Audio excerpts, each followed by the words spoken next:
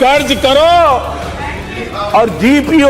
कर्ज लो और घी पियो। बिल्कुल सही कहा मोदी जी आपने। प्रधानमंत्री बनने के बाद से आप यही तो कर रहे हैं। कर्ज पर कर्ज ले रहे हैं और खुद ही सारा घी पी रहे हैं। देश पर कर्ज का बोझ बढ़ता जा रहा है और खुद ऐशो आराम में जी रहे हैं, मौज कर रहे हैं। कभी जंगल, कभी समंदर, तो कभी स्कूबा डाइविंग। मतलब मजे ही मजे। देश जाए भाड़ में। इस देश के 14 प्रधानमंत्रियों ने 67 सालों में कुल मिलाकर 55 लाख करोड़ का कर्जा लिया, लेकिन मोदी जी ने महज 10 सालों में हिंदुस्तान का कर्जा 3 गुना कर दिया।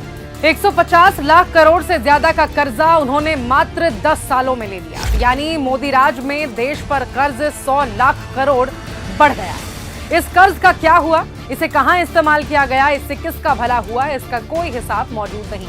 आरबीआई के मुताबिक मार्च 2023 तक, यानी कि पिछले साल तक, भारत पर 624 अरब डॉलर का कर्जा था, जो कि मार्च 2024 यानी कि इस साल 664 अरब डॉलर तक पहुंच चुका है। मोदी जी विदेशों से बेहिसाब उधार पर उधार लेते जा रहे हैं, मगर उधार देश की बजाय अपने पूंजीपति मित्रों का कर रहे हैं। मोदी जी कर्ज लेकर मौज कर रहे हैं, लेकिन देश का आम और गरीब आदमी 2 जून की रोटी के लिए भी संघर्ष कर रहा है। भारत में बढ़ते घरेलू कर्ज से ये पता चलता है कि एक परिवार जितना कमा रहा है, उससे अपनी आम जरूरतें भी पूरी नहीं कर पा रहा, जिसके लिए वो बड़े पैमाने पर लोन लेने को मजबूर है, जिसके कारण देश में घरेलू कर्ज अब तक के सबसे ऊंचे स्तर पर भी पहुंच चुका है। देश में बेरोजगारी 40 सालों का रिकॉर्ड तोड़ रही है। लोगों की आमदनी बढ़ नहीं रही। परीक्षा से पहले पेपर लीक हो जा रहे हैं। महिलाओं पर अत्याचार जारी है।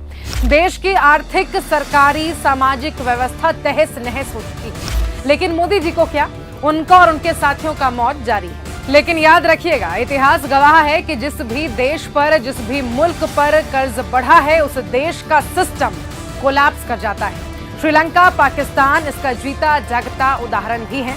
और जब तक इस देश में मोदी सरकार है, इस देश की बर्बादी को भी कोई रोक नहीं सकता।